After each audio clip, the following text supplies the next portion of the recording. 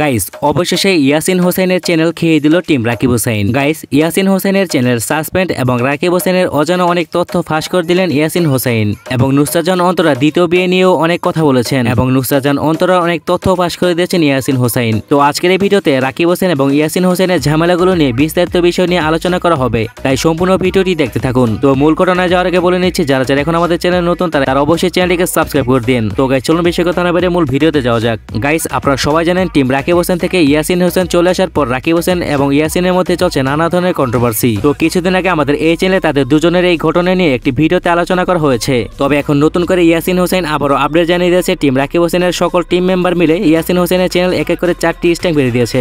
এবং গাইস আপনারা জানেন ইউটিউব চ্যানেলে 3টি স্ট্রাইক আসলে চ্যানেল সারা জীবনের জন্য সাসপেন্ড বা ব্যান হয়ে যায়, আর সেই জায়গায় 4টি স্ট্রাইক মেরেছে ইয়াসিন হোসেনের চ্যানেলে। আর গাইস ইউটিউব থেকে ইয়াসিন হোসেনের এই চ্যানেলটি কবে ব্যান হয়ে যাবে এই বিষয়ে পরে কথা বলি, তার আগে আপনারা শুনুন রাকিব হোসেনকে ইয়াসিন হোসেন কি বলেছেন। আমার চ্যানেলের ড্যাশবোর্ড, এখানে দেখেন তো কি লেখা আছে, পিরাইট স্ট্রাইক। এখানে আমি নিচে গেলে দেখবেন কি রাকিব হোসেন কি বলছেন, আমার চ্যানেলে স্ট্রাইক দিয়েছে, একটা স্ট্রাইক, দুইটা স্ট্রাইক, তিনটা, চারটা।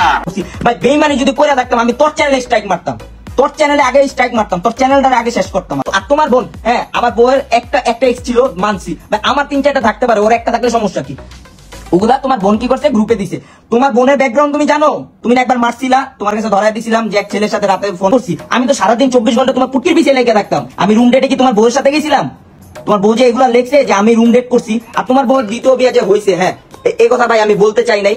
তোমার আমি বইলা দেই, আমি সত্যি কথা বইলা দেই। তোমার বাসার থেকে বলছে যে তোমার বউ পালাইছিল এক ছেলের সাথে। এটা যদি ভাই আমি মিথ্যা কথা বইলাতে, আমি রোজাদার ব্যক্তি, আমি যদি মিথ্যা কথা বইলাতে আল্লাহ যেন আমার আজকে উঠে নিয়ে যায়। তোমার বাসার থেকে আমার ফার্স্টে বলছিল তোমার বউ একটা ছেলের সাথে পালাইছিল, বিষয় নয় তুমি তোমার বোনদের জিজ্ঞাসা করবা যে এটা বলছে কিনা, তারপরে তুমি এসে এগুলা নাচানাচি করবা, ঠিক আছে? তারপরে হচ্ছে আমার তোমাদের সাথে যখন আমার ঝগড়া লাগছে তখন আমি কিন্তু ওই কথাটা বলার পরে কিন্তু আমি তোমার বাসার কথা বিশ্বাস করিনি, কারণ হচ্ছে প্রমাণ ছাড়া তো ভাই আমি যারে বলবো সেই আমার কইবো যে এগুলো আমি বানোয়ার গল্প বলতেছি।